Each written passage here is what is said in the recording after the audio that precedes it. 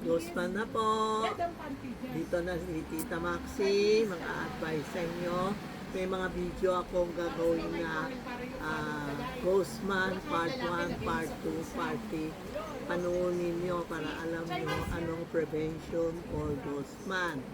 Ito ngayon, ito ang introduce ko sa inyo, Guzman na Karat Chakra. Isasabit mo sa pinto niyo, number 1. Sa bodega, sa office, lahat na bintana pwede. Alam mo anong ibig sabihin to? May 21 cents siya sa loob. Siya na mamahala. Halimbawa, huwag natin sabihin katulong, magalit na naman sa akin.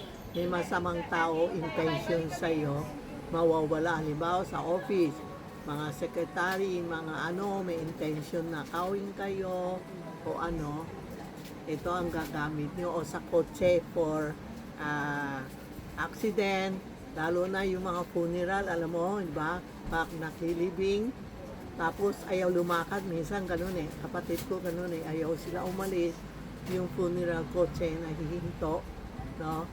May bumili sa akin, sabi niya, tita, effective to. Lumalakad na, diretso na, wala na sila experience na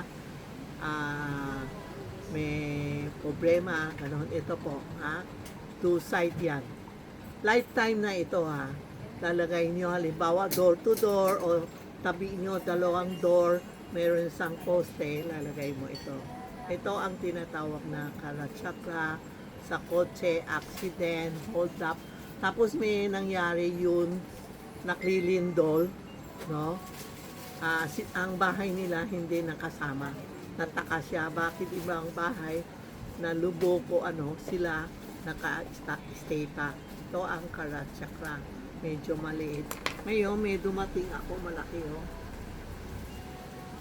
Pwede lagay nyo, halimbawa, bahay nyo malaki, office nyo malaki, sa poste, paharap sa bintana, kaya paharap sa pinto, o kaya paharap sa bodega. Halimbawa, bodega, lagay mo harap ng pinto kasi malaki ang bodega, malaki ang pinto.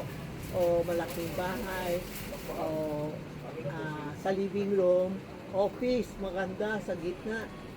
Halimbawa, dito si Tita Maxi, office ko, lalagay ko isa para lumakas yung mga bad energy, no?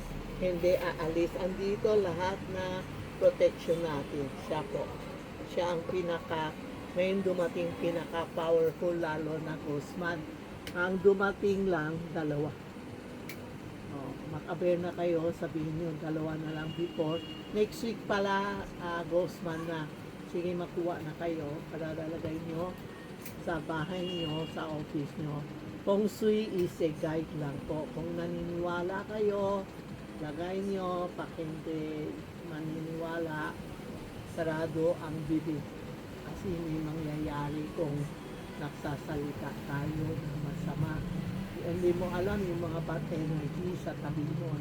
Tapos huwag magsuot ng itim sa puti. This is tawag na Karat Chakra na prevention for Guzman.